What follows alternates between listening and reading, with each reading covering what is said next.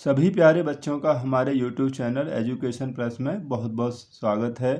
और इस वीडियो में हमने बच्चों 10 ऐसे महत्वपूर्ण प्रश्नों को रखा है जो कि द्विघात समीकरण से संबंधित हैं और बोर्ड एग्जाम्स में अक्सर 2 या 3 नंबर में पूछ लिए जाते हैं।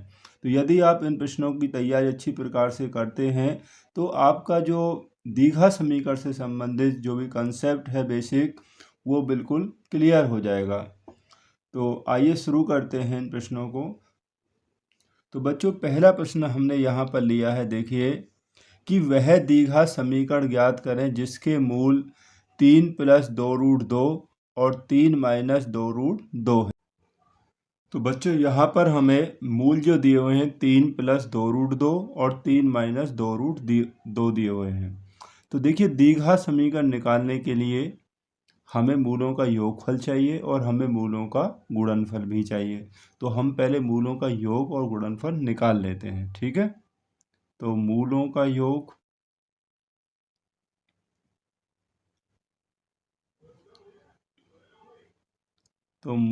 योगफल जिसे हम एल्फा प्लस बीटा द्वारा भी हम यहाँ पर डिनोट्स कर सकते हैं, ठीक है। तो योगफल यानी कि हमें जोड़ देने हैं मूल 3 + 2√2 और दूसरा मूल है हमारे पास 3 - 2√2, ठीक है। ये प्लस है और ये माइनस का है, ये कट जाएगा। 3 + 3 कितना बचेगा हमारे पास? 6 बच गया। तो मूलों का जो योगफल है बच्चों हमारे पास 6 आ गया। अब मूलों का गुणनफल और निकाल लेते हैं। तो मूलों का गुणनफल,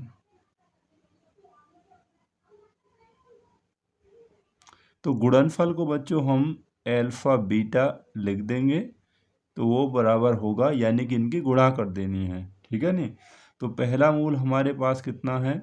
वो है हमारे पास 3 + 2√2 और इसमें गुणा करनी है दूसरे मूल से 3 - 2√2 से।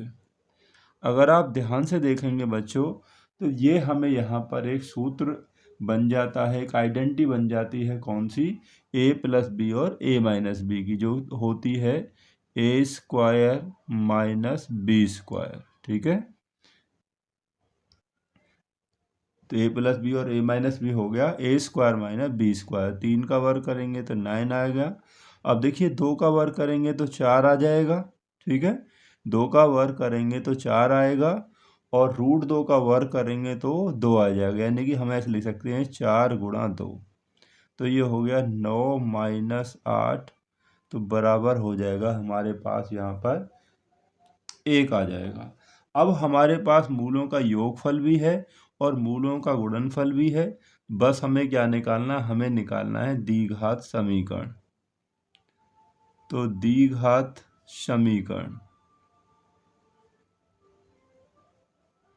तो द्विघात समीकरण का सूत्र जो होगा वो हो जाएगा बच्चों क्या?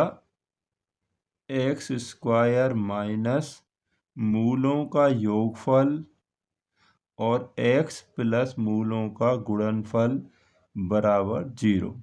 इस तरीक़ा से रख दीजिए, या आप वो लिख कर जो मैं बोल रहा हूँ, ठीक है। तो x² - मूलों का योगफल कितना आया हमारे पास? 6 आया है। तो x + गुणनफल कितना है? 1 है, बराबर 0।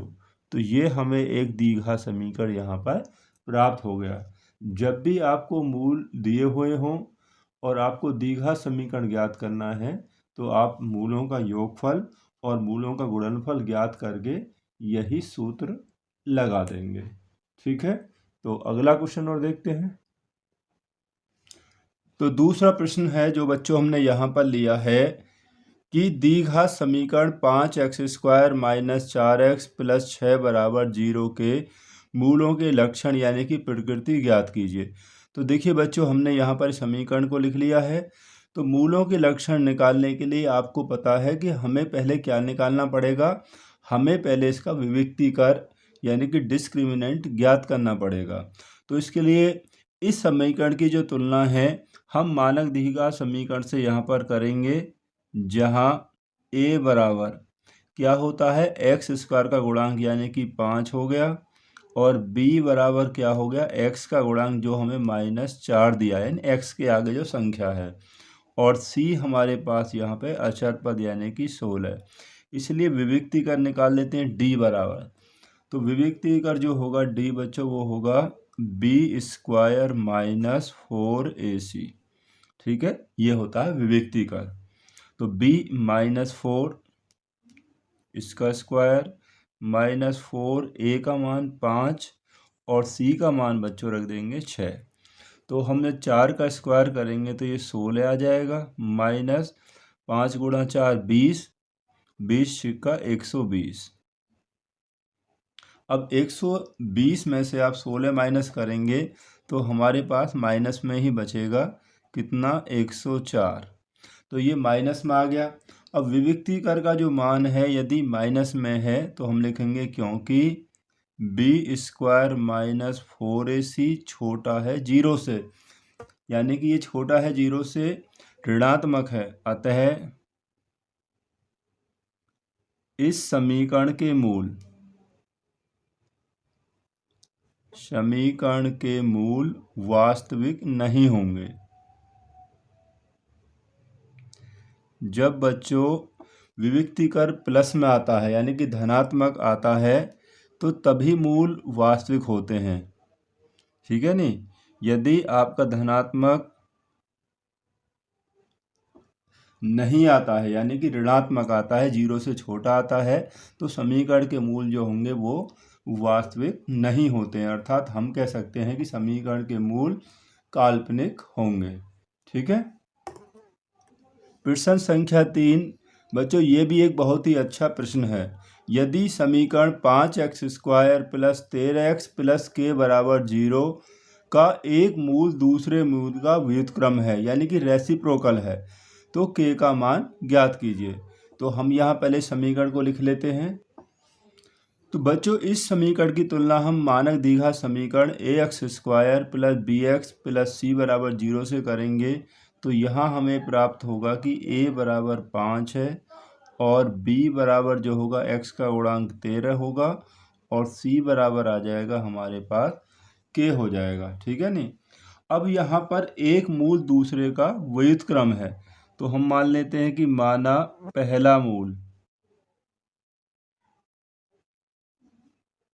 पहला मूल हमने मान लिया बच्चों एल्फा।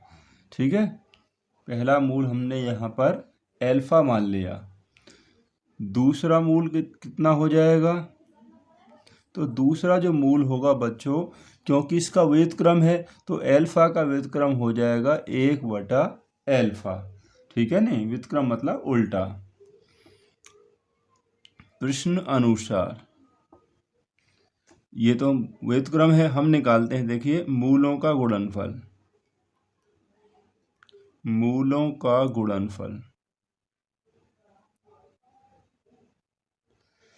तो मूलों का गुणनफल बच्चों क्या होता है, वो होता है c/a। ठीक है नहीं, यानी कि अचर पद बटे x² का गुणांक। तो मूल हमारा पहला एल्फा और दूसरा है 1/एल्फा। अब c का मान देखिए यहाँ से रख दीजिए, c का मान है k जो हमने शुरू में लिखे थे, और a का मान क्या है, a का मान हमारे पास है 5। ठीक है, तो एल्फा से देखिए एल्फा कैंसिल हो जाएगा, यहाँ बचा 1 बराबर k/5। अब गुणा कर दीजिए, क्रॉस मल्टीप्लाई कर देंगे अगर हम गुणा यहाँ से, तो k बराबर कितना आ जाएगा 5। और हमें क्या ज्ञात करना था बच्चों, हमें यहाँ पर k का ही मान ज्ञात करना है। तो यही हमारा आंसर हो जाएगा।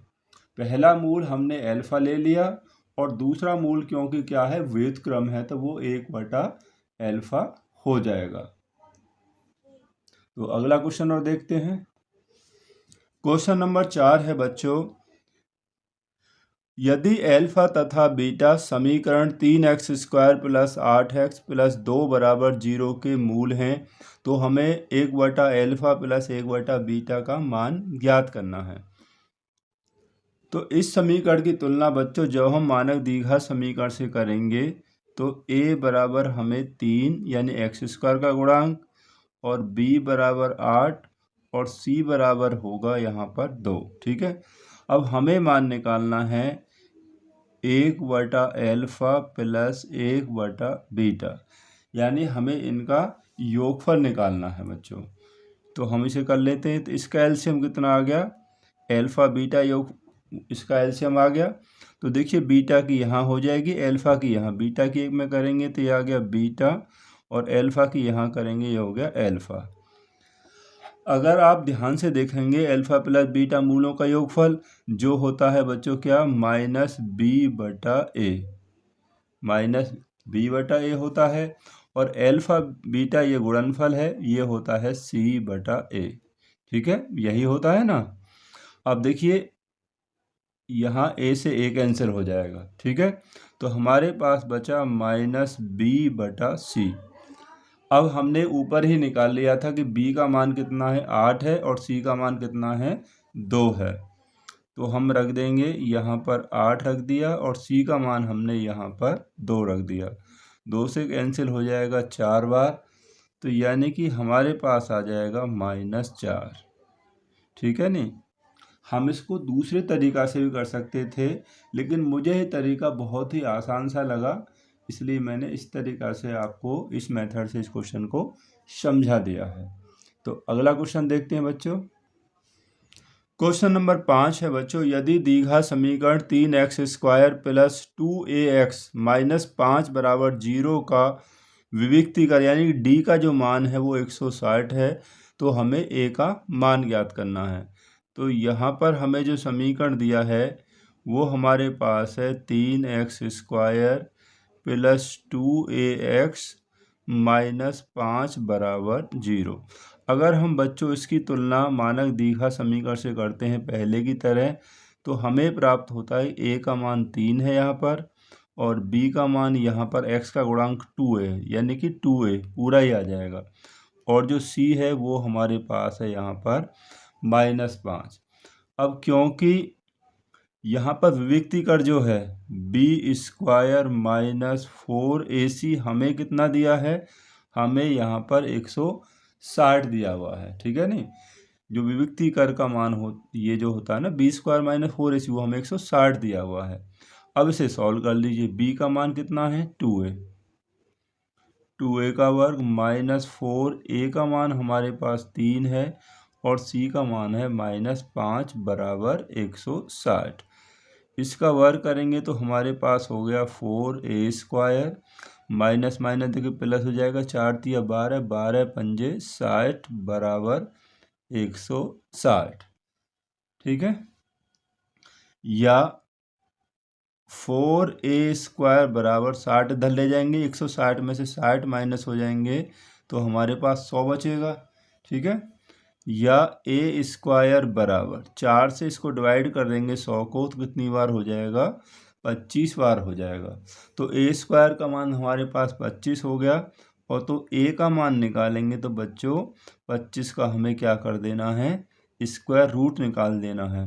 तो a का मान हमारे पास यहाँ पर कितना हो जाएगा, 5 हो जाएगा, और हमें इस क्वेश्चन में a का ही मान ज्ञात करना है। ठीक है, तो a बराबर यहाँ पर 5 हो जाएगा। ऐसे क्वेश्चन भी पूछ लिए जाते हैं कि जब विविक्तीकरण का मान दिया हो और उसमें किसी अज्ञात चर का मान हमसे पूछ लिया जाता है।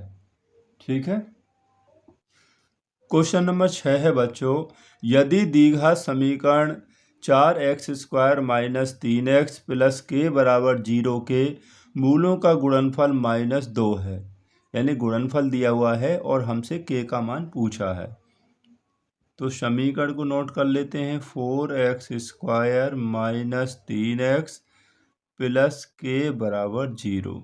जहाँ पर बच्चों वैसे ही कंपेयर करेंगे आप मानक द्विघात समीकरण से। अब तो आपकी समझ में आ गया होगा, a का मान यहाँ 4 हो गया, और b का मान है यहाँ पर -3, यानी कि x का गुणांक, और c हमारे पास है k। ठीक है नहीं, तो ये चीज़ हमने यहाँ पर नोट कर ली। अब क्योंकि मूलों का गुणनफल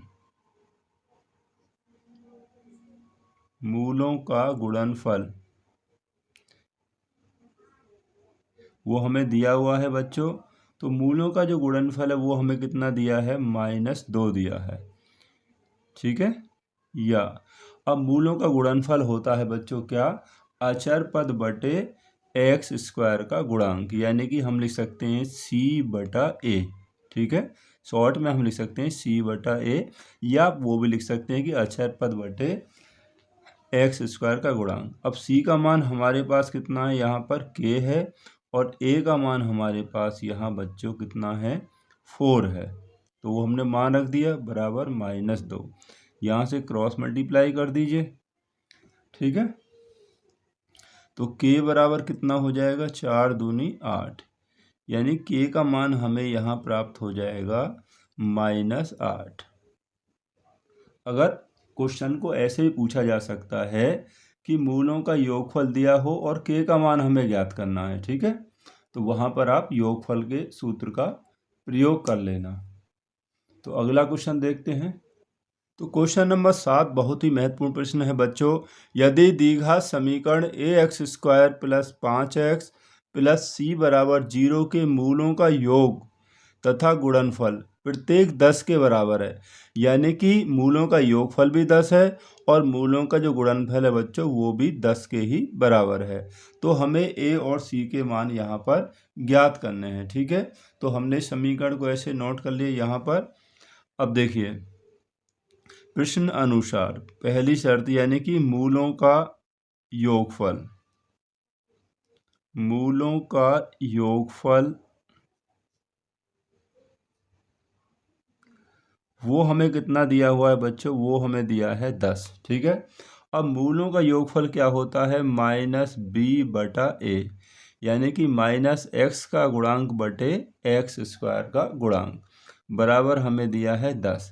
ठीक है, अब यहाँ पर वो तो आपको पता ही, इसकी तुलना करेंगे जब हम, तो b का मान यहाँ पे कितना है, x का गुणांक कितना है, यहाँ पर 5 है, तो -5 माइनस ये वाला आ गया है और b जो आ गया यहाँ पर 5 हो गया, और a कितना आ गया, x² का गुणांक यहाँ पर ये a ही है, तो बराबर 10। ठीक है, ये हो गया, यहाँ से क्रॉस मल्टीप्लाई कर लीजिए। ठीक है, तो हमारे पास हो जाएगा कि 10a बराबर -5 और a बराबर हो जाएगा -5 बटा 10। ठीक है, तो 5 से एक बार और 5 से 2 बार, तो a का जो मान आएगा वो -1 बटे 2 आ जाएगा। ये हमें a का मान प्राप्त हो गया। अब हमें c का मान और निकालना है बच्चों। ठीक है नहीं, तो अब हम यहाँ से आगे लिखेंगे कि मूलों का गुणनफल, मूलों का गुणनफल, तो मूलों का गुणनफल बच्चों वो कितना दिया है, वो भी हमें 10 ही दिया है। क्वेश्चन में लिखा था ना, मूलों का योगफल और गुणनफल प्रत्येक 10 के बराबर है, और गुणनफल होता है c बटा a, यानी कि अचर पद बटे x² का गुणांक।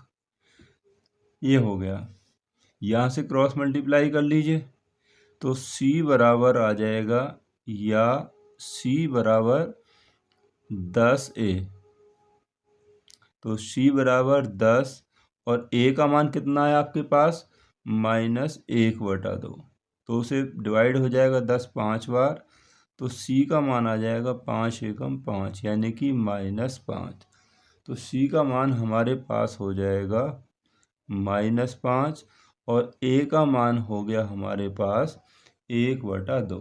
ठीक है नहीं, बहुत ही अच्छा प्रश्न है बच्चों। ऐसे प्रश्न मोस्टली एग्जाम में या तो MCQ में या आपसे वैसे ही थ्योरिकली पूछे जा सकते हैं।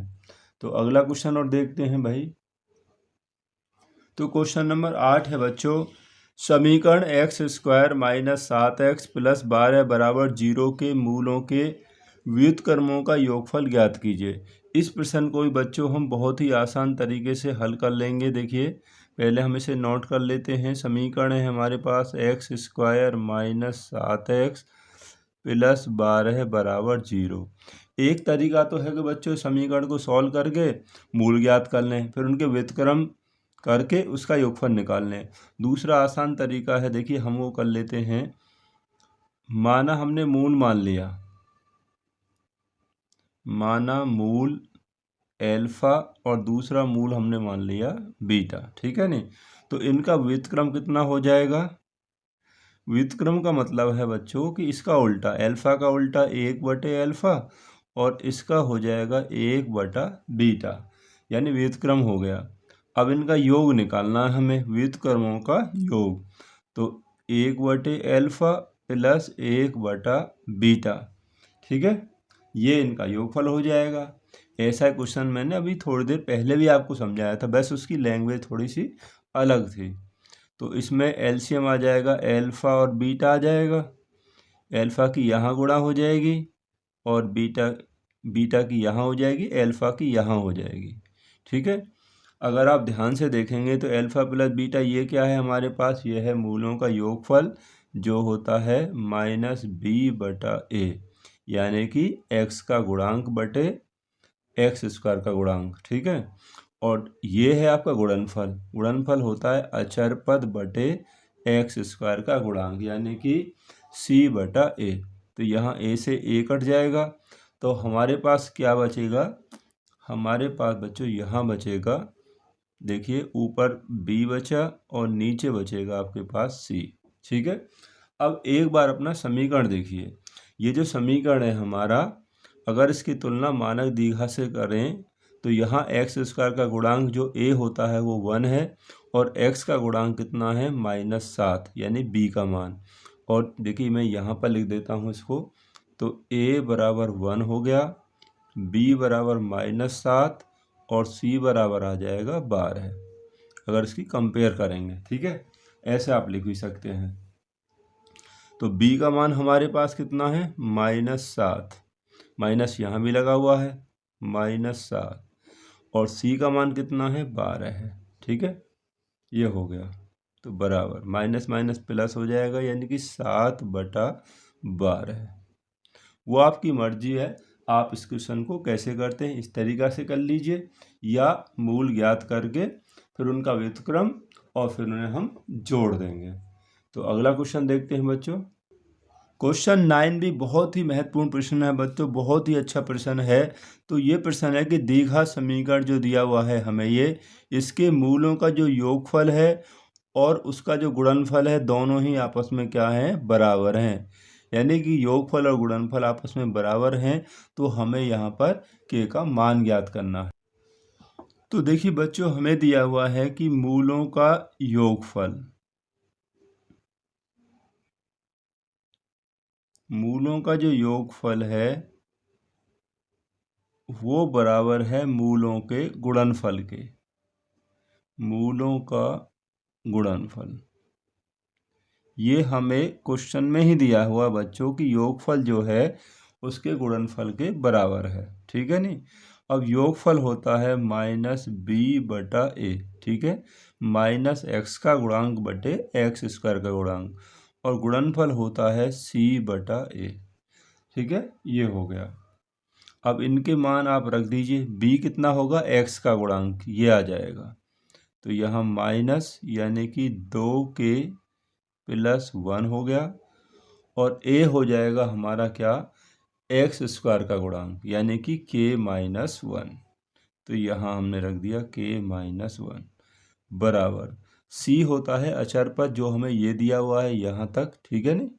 ये अचर पद हो गया, माइनस ब्रैकेट में रख देंगे 9 + k, और a हमारे पास हो गया ये x² गुणांक, यानी कि k-1, ठीक है। ये हमने इसके मान रख दिए।